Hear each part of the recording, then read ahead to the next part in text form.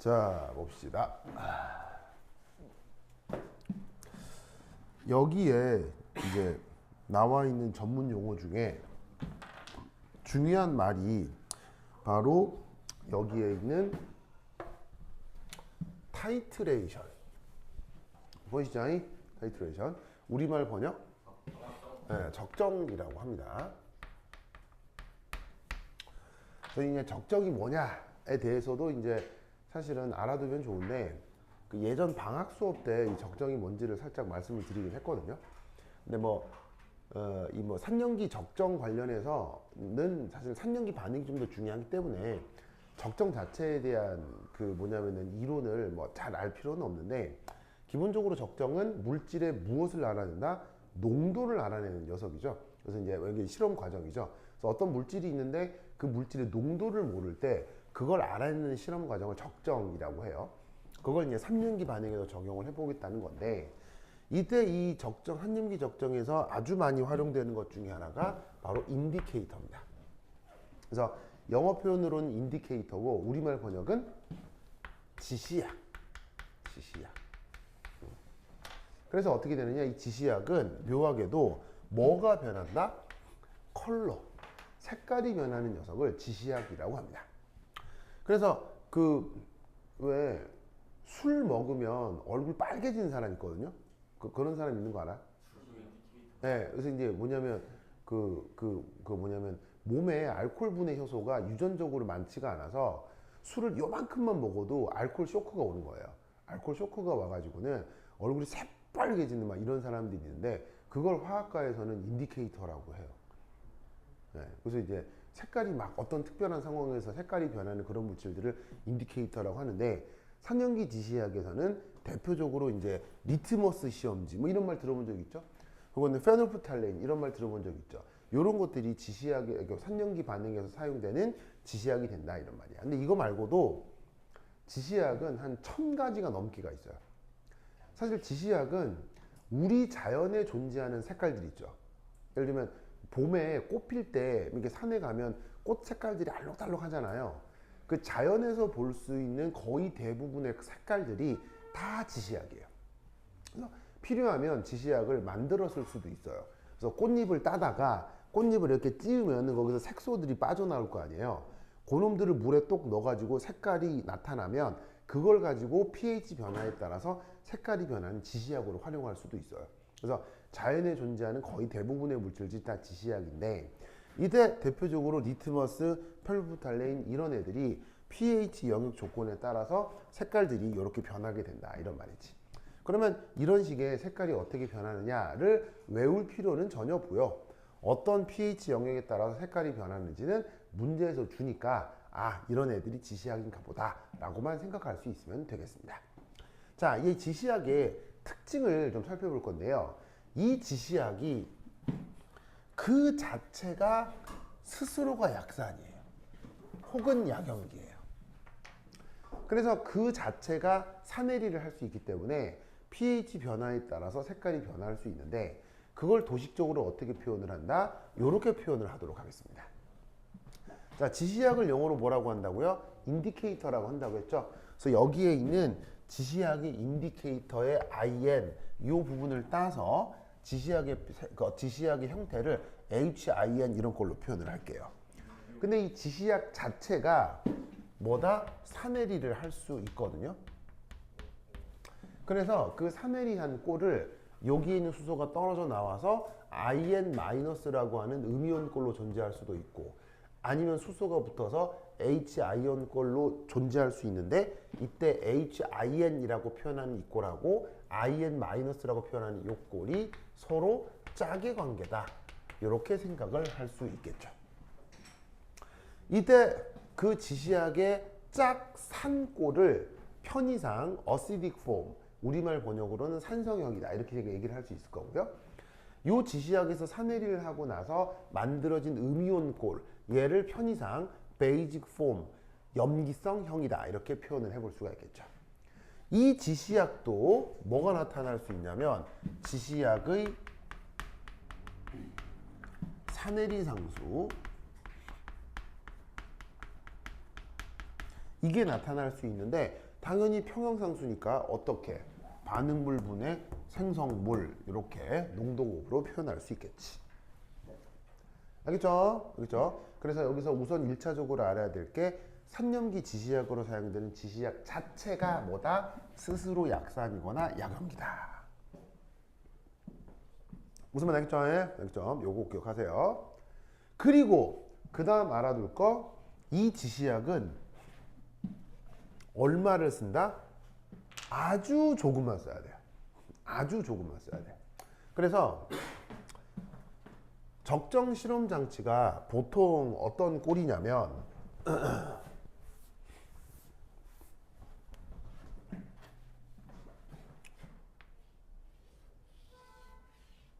여기에다가 짜잔 이런 식의 장치가 보통 적정 실험 장치거든요.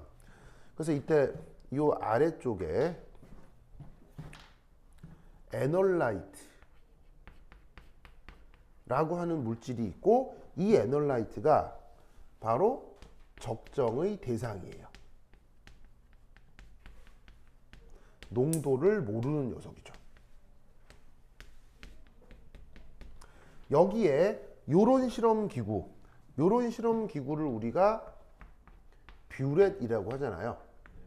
요 뷰렛에 들어있는 녀석을 우리가 타이트런트, 바로 적정의 수단이 되는 거죠. 이 적정 수단은 당연히 농도를 알고 있습니다. 그래서 농도를 모르는 적정 대상을 에널라이트라고 하고, 농도를 알고 있는 적정의 수단 물질을 타이트런트라고 하면, 이렇게 이런 플라스크나 비커에 에널라이트를 준비를 해두고 뷰렛이라는 실험 장비를 이용해서 이 뚜껑을 열어가지고는 이 적정 수단인 타이트런트를 똑똑똑 떨어뜨려 가면서 실험하는 것이 산염기 적정 과정인데, 이때 여기에 색깔 변화를 알기 위해서 이렇게 스포이드 같은 걸 이용해서 지시약을 준비를 하고, 이 지시약을 스포이드를 통해서 딱 여기다가 넣을 때 어느 정도만 넣느냐? 진짜로 방울 있잖아요. 액체 방울로 한두 방울이에요. 한두 방울. 딱 떠가 여기다가 요 이제 뷰렛 장비하기 전에 요걸 딱 스포이드로 들어다가 지시약을 여기다가 똑똑, 무슨 말인지 알겠어요? 사실 한 방울만 넣어도 충분해요. 한 방울만 넣어도 충분한데 약간 쫄리니까는 색깔 안 변하면 어떡하지? 약간 이런 쫄리는 생각이 있을 수도 있잖아. 사실은 그런 생각 안 하는 게 맞는데 이 사람이 이제 실험하다 보면 약간 쫄리는 느낌이 있다고. 그래서 어떻게? 그냥 한 두 방울 정도 넣으니까 똑똑, 무슨 말인지 알겠어요? 그래서 딱 그 정도만 하는 정말로 소량만 지시약을 넣어야 돼. 아시겠죠? 아시겠죠? 그러면 왜 지시약을 소량 넣어야 되느냐? 아까 뭐라 그랬어? 스스로도 약산이거나 약염기가 된다고 했지. 스스로도 약산이나 약염기가 돼버리기 때문에 이놈이 마치 많이 들어가 버리면 에널라이트의 농도가 달라진 것처럼 실험이 될 수가 있다, 이런 얘기야. 무슨 뜻인지 아시겠어요? 그래서 실제로는 에널라이트와 타이트런트 사이에 산염기 반응이 돼야 되는데 스스로도 산염기이기 때문에 들어가서 에널라이트와 타이트런트와 지가 반응을 해버릴 수도 있다고. 무슨 뜻인지 아시겠죠? 알겠죠? 그래서 어떻게 되느냐? 그 적정 반응에 간섭을 해버리면서 실험 오차가 나타날 수 있어. 어떻게 되면? 많이 집어넣으면. 그래서 에이, 색깔이 좀 많이 변해야 되겠지? 하고 이놈을 왕창 집어넣으면 이놈 자체가 에널라이트나 타이트런트의 농도에 영향을 줄 수가 있다고. 그래서 지시약은 얼마나 쓴다? 조금만 쓴다. 무슨 말 알겠죠? 조금만 쓴다. 그래서 이 지시약은 적정 반응의 pH에 영향을 최소화해야 되는 거예요. 그래서 지시약이 들어간다고 하더라도 에널라이트와 타이트런트 사이의 화학 반응에는 영향을 주지 않는다라고 가정할 정도로만 조금 넣는다. 무슨 말인지 알겠죠? 그렇죠? 그렇다면 이 용액의 pH는, 전체 용액의 pH는 지시약이 아니라 에놀라이트와 타이트런트 사이의 적정 반응, 그것에 의해서 pH가 결정된다. 무슨 말 되겠죠? 그러니까 어떻게 되냐면 이미 에놀라이트와 타이트런트 사이에 반응이 될 거야. 산염기 반응이 될 거 아니야. 그 산염기 반응으로 결정된 pH가 있겠지. pH가 있겠지. 그 pH가 바로 이거라고. 요것은 지시약이 아니라 적정 반응으로 결정되는 pH가 된다는 얘기야. 그래서 이 관계식은 어디서 유도가 된 거야? 요거죠, 요거를 살짝 변형한 거잖아. 그럼 우리는 어떤 생각을 할 수 있냐면, 아, 이게 스스로 약산이고 약염기니까 얘가 산해를 해서 H 플러스가 결정되나 보다 라고 생각하면 안 된다고. 무슨 말 알겠어요? 그게 아니라 이미 이놈하고 이놈이 반응을 통해서 결정된 pH가 있을 거 아니야. 그 pH에 의해서 이 비율이 결정된다. 무슨 말 알겠어요? 이해하셨죠? 왜 이 지시약은 많이 써, 조금 써? 극소량 사용하기 때문에 얘가 용액의 pH를 결정할 수는 없는 노릇이다, 이런 얘기인 거예요. 아시겠죠? 그래서 어찌됐건 간에 그 산염기, 조시, 그래. 조시 끝낼 다 돼야 조시. 조시 보고 싶었어요? 알겠죠? 자, 그래서 어떻게 된다? 그 산염기 반응에 의해서 결정된 pH가 저 지시약의 산해리 상수와 대소 비교를 통해 H 플러스 농도가 지시약 산해리 상수보다 커지면 그냥 이 비율인 거죠. 이 비율인 거죠. 이게 커지면 둘 중에 누가 더 많아지겠어요? 이게 더 많아질 거 아니야. 그러면 이 녀석의 색깔이 나타난다, 이런 말이에요. 뭐만 아시겠죠? 반대로 그때 지시약 요렇게 그 산염기 중화 적정 반응으로 결정되는 pH가 지시약의 산해리 상수보다 작게 나타난다. 그러면 여기에서 누가 더 많아진다는 얘기예요? 얘가 많아진다는 얘기 아니야. 그러면 이 녀석의 색깔이 나타난다. 무슨 말 알겠죠? 그런데 하필 지금 현재의 산염기 중화 적정 반응의 pH가 지시약의 산해리 상수와 같아졌다. 그럴 경우는 어떻게 되겠어요? 이 두 개가 1대1로 있을 거 아니야. 그럼 이놈색하고 이놈색하고 섞인 색이 나타난다, 이런 말인 거지. 무슨 뜻인지 아시겠죠? 요게 지시약의 발색의 어떤 그냥 기작이다라고 생각하면 된다, 이런 말이에요. 알겠죠?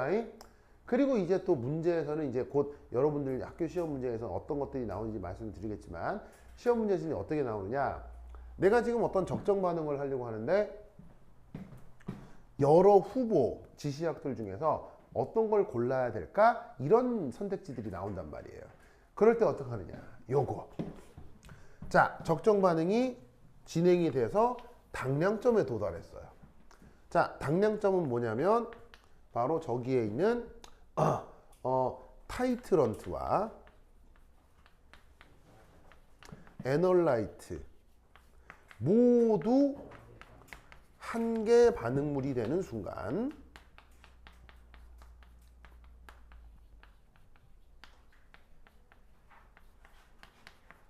이걸 당량점이라고 하는데, 그게 산염기 반응에서는 H 플러스 몰수와 OH 마이너스 몰수가 같아지는 상황이 되겠죠. 왜냐하면 산염기 반응에서는 H 플러스와 OH 마이너스가 타이트런트나 에널라이트가 될 테니까요. 무슨 말이겠죠? 그렇게 되는 딱 그 순간에서의 pH가 있을 거 아니야. pH가 있을 거 아니야. 그 순간에 pH가 있을 거 아니야. 그 pH와 지시약의 색깔이 변하는 그 변색 범위가 가장 가까운 지시약을 골라주면 적절하게 중화 반응을 진행시킬 수 있어요. 아시겠죠? 그래서 이제 지시약을 고르기 전에는 계산을 통해서 이 주어져 있는 산과 염기가 딱 당량점이 됐을 때 pH를 계산하는 거예요. 그러면 그 pH 영역에서 그 지시약의 변색 범위가 비슷한 지시약을 골라주면 적절하게 문제를 풀어낼 수 있다 이런 얘기죠. 아시겠죠? 요거는 이제 구체적으로 뒤에서 실제 문제를 통해서 어떻게 적용되는지 살펴볼 건데 어렵지 않아요. 그냥 계산하고 표에 주어져 있는 변색 범위 pH랑 비슷한 거 그냥 골라주면 되는 거예요. 아시겠죠? 요거 이제 어떻게 되는지 뒤에 다시 문제로 만들어내도록 하겠습니다. 자, 이제 구체적으로 선년기 적정이 어떻게 진행되는지 살펴볼 건데요. 우선 먼저 풀어볼 문제가 있습니다. 교재 43페이지. 교재 43페이지. 찾았나요? 교재 43페이지. 찾았죠? 거기에 연습 문제 40번이라고 있을 거예요. 찾았습니까? 얘 한번 풀어보기 바랍니다. 시작. 43페이지 40번. 고! 누가 또 보고 있네? MJ. MJ. MJ 아닌데? MJ 아닌데? 저 누구야? 우성이. 우성이는 뭐야? 우성이는 슬리피잖아요. 무슨 말이었죠? MJ는 누구야? MJ는 준후. MJ는 준후. 맞아. 우성이는 우석 베스토피아 아파트. 자, 우성스. 요거. 고!